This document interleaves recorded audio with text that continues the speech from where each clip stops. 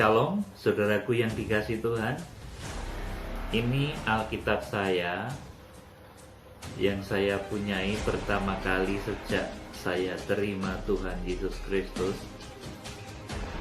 Ini tidak saya buang atau tidak saya singkirkan, tapi ini saya simpan dan masih saya baca terus, saudaraku, karena di sini banyak sekali mengandung rahasia yang selama ini saya gali, dan ini banyak catatan-catatan pribadi saya yang saya tuliskan, saudaraku. Jadi ini Alkitab kenangan sampai saya diutus menjadi seorang pelayan Tuhan.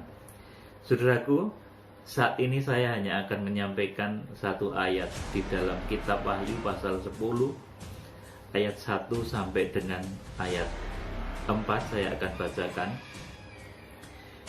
Dan aku melihat seorang malaikat lain yang kuat turun dari surga, berselubungkan awan, dan pelangi ada di atas kepalanya, dan mukanya sama seperti matahari, dan kakinya bagaikan tiang api.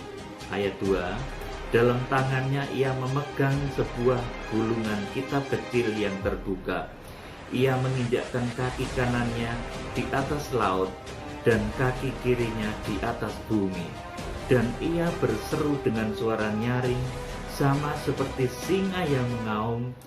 Dan sesudah ia berseru, ketujuh guru itu memperdengarkan suaranya. Ayat 4, dan sesudah ketujuh guru itu selesai berbicara, aku mau menuliskannya, tetapi aku mendengar suatu suara dari surga berkata, meteraikanlah apa yang dikatakan oleh ketujuh guru itu, dan janganlah engkau menuliskannya. Amin, saudaraku. Wahyu pasal 10 ini, saudaraku, suatu berita yang dibawa oleh seorang malaikat yang berwajah seperti matahari, di mana di sini digambarkan kaki kanannya di atas laut dan kaki kirinya di atas bumi. Saudaraku, ini ada rahasia apa di balik malaikat yang kuat ini, saudaraku? Laut itu adalah tempat antikris muncul, dan bumi itu adalah tempat nabi palsu muncul. Kalau saudara membaca di dalam kitab Wahyu pasal 13, itu nanti antikris itu munculnya dari laut, digambarkan laut, saudaraku.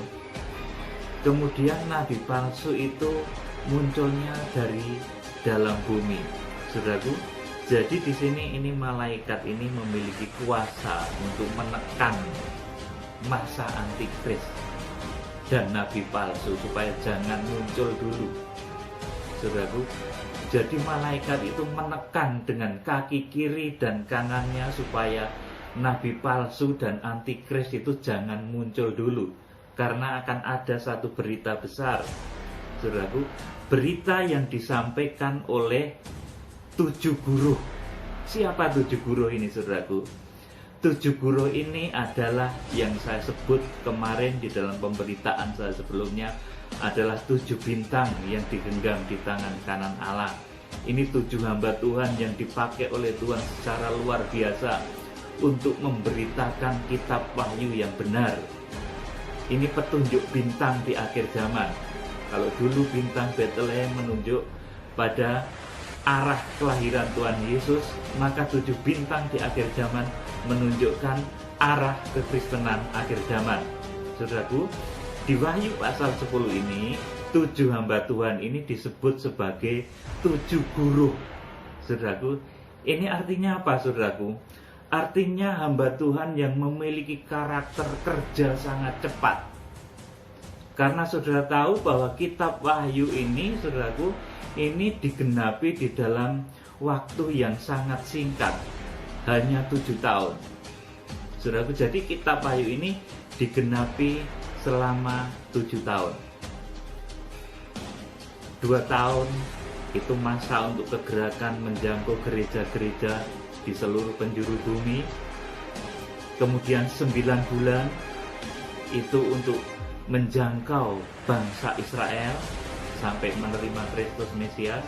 Kemudian 9 bulan lagi itu adalah masa kebaktian dunia.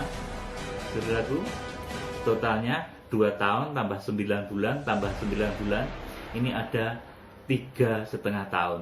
Kemudian 3,5 tahun yang kedua, ini adalah masa antikristus, saudaraku. Jadi karena kitab Wahyu ini adalah suatu kegenapan zaman yang harus terjadi secara kilat, secara cepat, maka tokoh-tokohnya juga disebut dengan guruh, saudaraku.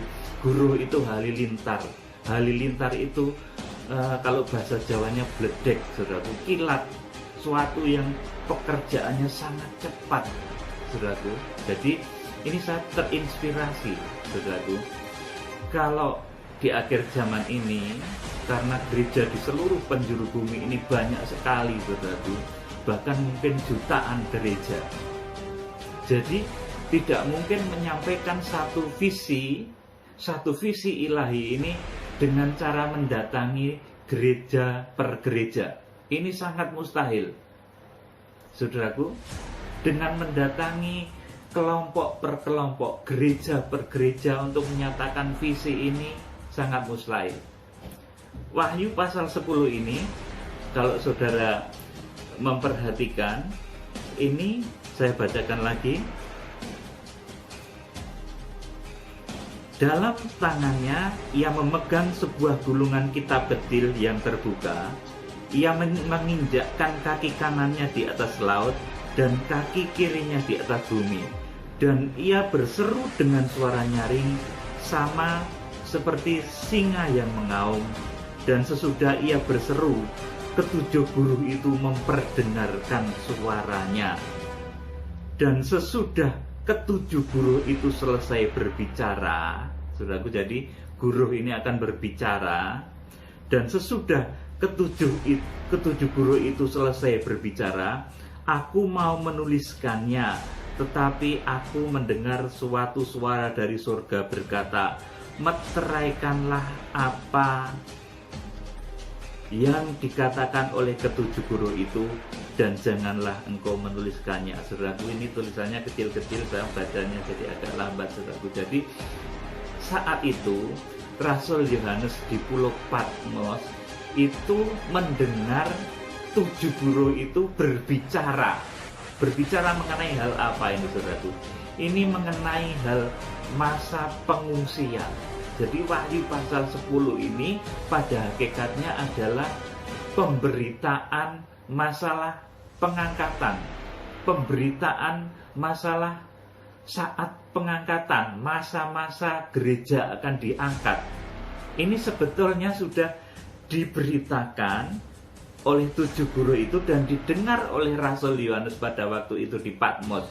Hari-hanya, tahun sekiannya sudah didengar oleh Rasul Yohanes. Tapi Tuhan berkata, ada suatu suara yang berkata kepada Yohanes, meteraikan, artinya jangan dituliskan karena ini rahasia akhir zaman yang hanya akan boleh diketahui oleh hamba-hamba Tuhan di akhir zaman. Saat ini pun saya tidak boleh untuk mengatakan hal itu. Kita tidak boleh mengatakan. Dan itu hanya akan terjadi ketika Wahyu pasal 10 ini digenapi. Baru nanti saat itu boleh diberitakan. Akan terjadi masa pengangkatan. Ayo gereja Tuhan siap-siap. Dan Wahyu pasal 10 ini terjadinya adalah ketika gereja dari bangsa Israel sudah bersatu dengan gereja bangsa-bangsa. Saudaraku, jadi Wahyu pasal 10 ini terjadi ketika kebaktian dunia dilaksanakan. Ketika orang percaya dari seluruh muka bumi, bangsa Israel dan gereja-gereja dari seluruh muka bumi sudah bersatu. Saudaraku, ini masa ini terjadi. Wahyu pasal 10 ini terjadi. Berita pengangkatan ini disuarakan dengan cepat seperti kilat. Saudaraku, Sekali lagi, berita ini sangat tidak mungkin disampaikan dari gereja ke gereja, saudaraku. Jadi kalau misalkan untuk memberitakan kitab Wahyu ini saya harus mendatangi jutaan gereja di seluruh penjuru bumi, itu tidak mungkin, saudaraku. Jadi sarananya melalui apa, saudaraku? Digambarkan di sini sarananya adalah guru. Guru itu adalah halilintar. Halilintar itu adalah listrik, saudaraku. Kalau saudara tahu jaringan internet yang kita pakai, YouTube yang kita pakai sekarang ini adalah listrik, saudaraku, yang nanti akan dipakai oleh Tuhan, saudaraku, untuk menyuarakan, untuk memberitakan pemberitaan akhir zaman ini secara serempak. Karena tidak mungkin nanti berita pengangkatan ini diberitakan dari gereja ke gereja, per gereja. Hamba Tuhan mendatangi gereja Malaysia, mendatangi gereja Eropa, mendatangi gereja Amerika, saudaraku, secara serempak itu tidak mungkin.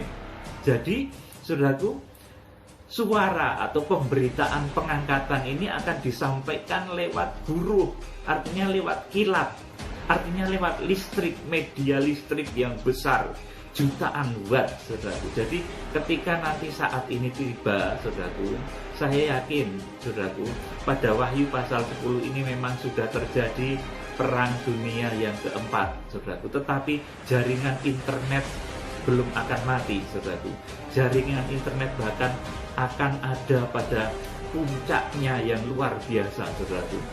Internet dunia nanti akan berkembang secara pesat luar biasa, saudaraku. Bahkan pada zaman antikris pun nanti internet itu masih sangat masih sangat digunakan luar biasa oleh antikris jaringannya, saudaraku.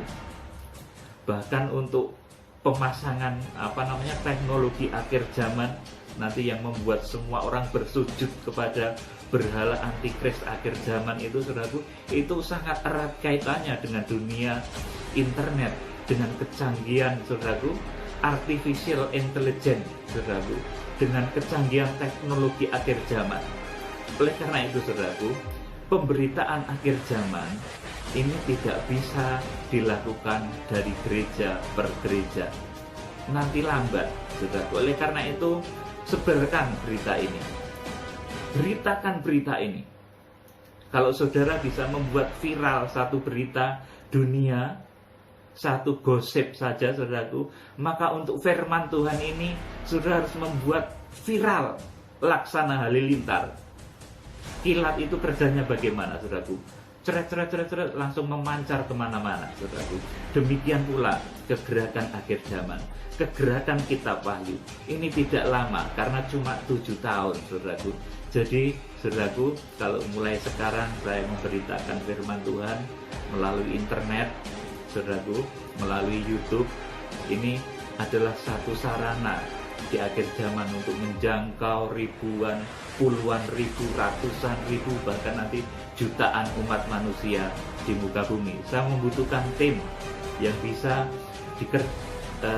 kerjasama untuk misalkan translate, karena Inggris saya kurang baik, saudaraku, kurang begitu bagus.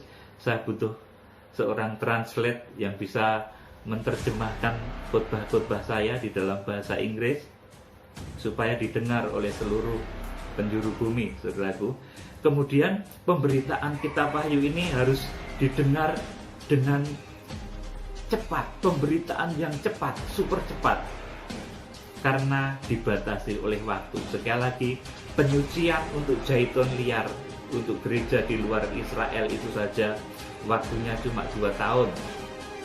Saudaraku, Wahyu palsu, Wahyu pasal 1 sampai dengan 5 itu cuma 2 tahun.